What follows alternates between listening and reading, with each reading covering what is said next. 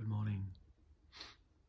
Today I'm reading from stories I've written about Rathdowne Street, the fourth north-south street of 7 that was part of a project I worked on in 2008, a walking project whereby I walked 14 streets, 7 north-south and 7 east-west, and recorded the first 7 memories that arose as I walked each street. I'm reading from the ones that arose as I walked Rathdowne Street. This is 409 Rathdowne Street. In the 1970s, I had driven by it often and missed it completely, until one day I happened to walk past and there it was. The tailor's shop I dreamt about. I was about to go away for an extended period and I thought I needed to have some jackets mended and adjusted, some missing buttons fixed and so on.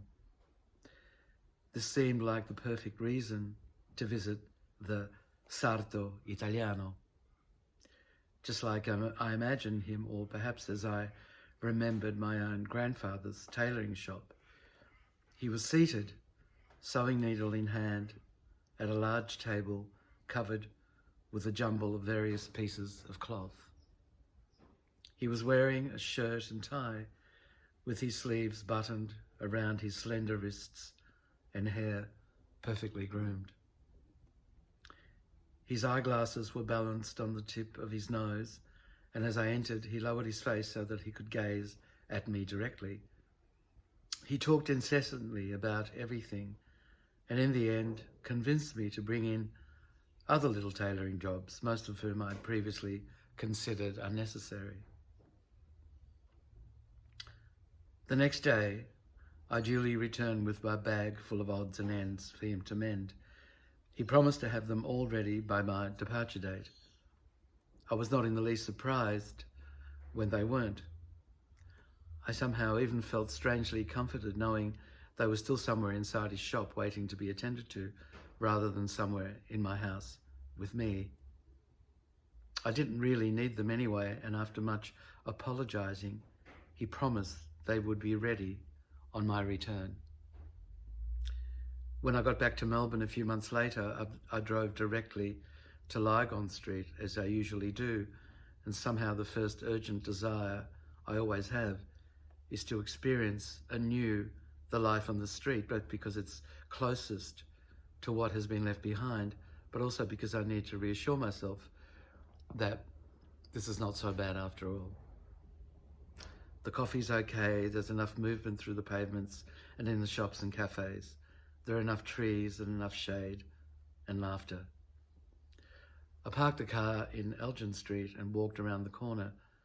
The tailor's shop window was boarded up with pieces of corrugated iron that probably came from a demolished fence or a shed roof.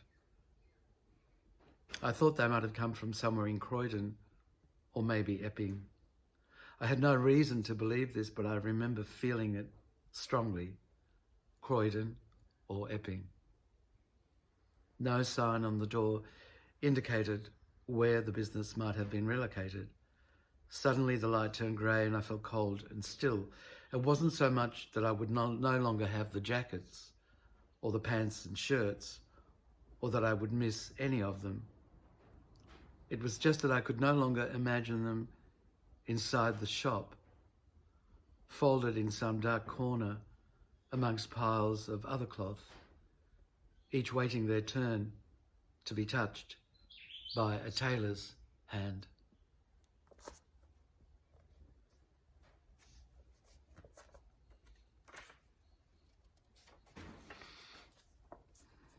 (1023) Rathdowne Street. In August 1990, I had a conversation with an electrician I had employed to install some lighting in my new studio. I learnt that whilst working recently on the demolition of a funeral home, he had managed to salvage a number of doors, which he now wanted to sell. Short of cash, he muttered under his breath. and then he asked me outright whether I was interested in buying them. Though unsure of how they might become useful, that day I acquired 14 wooden doors, painted a light shade of grey and pink. That same night I dreamt my deceased grandfather spoke to me. I remember the dream very clearly, but perhaps it's only through repeated recalls that some of its details have become so entrenched in my memory. Through all our conversation, rather than employing his beloved needle and thread, my grandfather, who worked all his life as a tailor, had kept handling some very unusual instruments covered with indecipherable dials. I was fascinated with the multicoloured lights seeping from fine fissures and cracks in the instrument's metal casing. I asked him what the instruments were used for in the dream, but though he made repeated attempts, he was somehow unable to explain their function to me. Then I said, "I have so many things to tell you. How can I speak to you again?"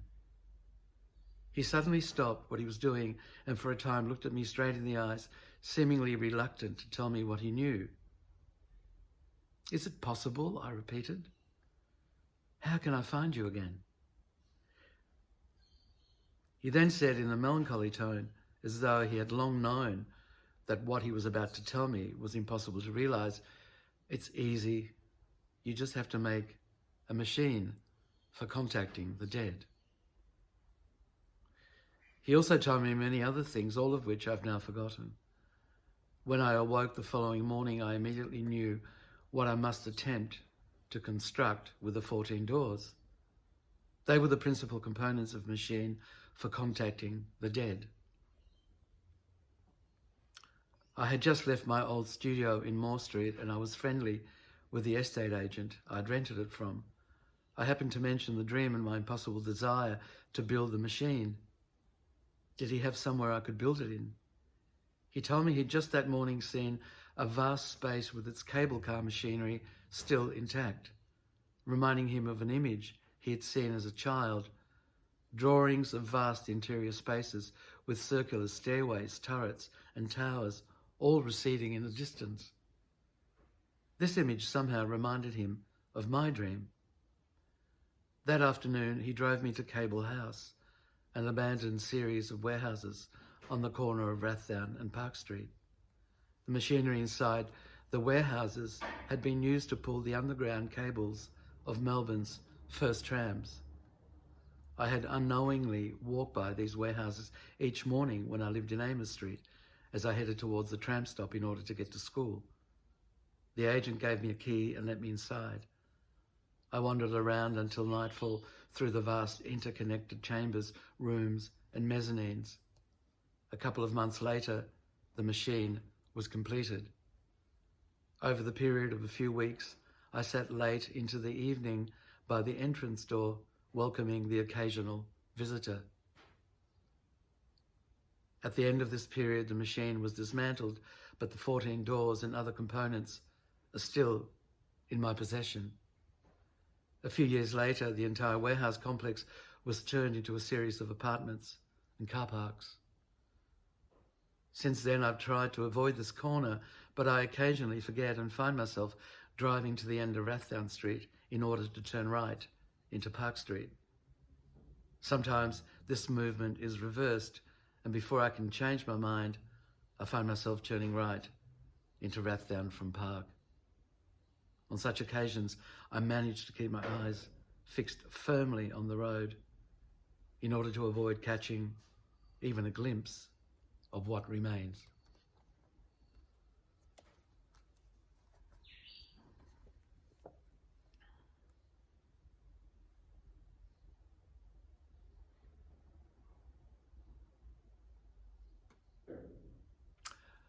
A glimpse of what remains. It's good to avoid that. Until tomorrow, when I begin with Canning Street, 7 Memories. Until then, have a lovely day.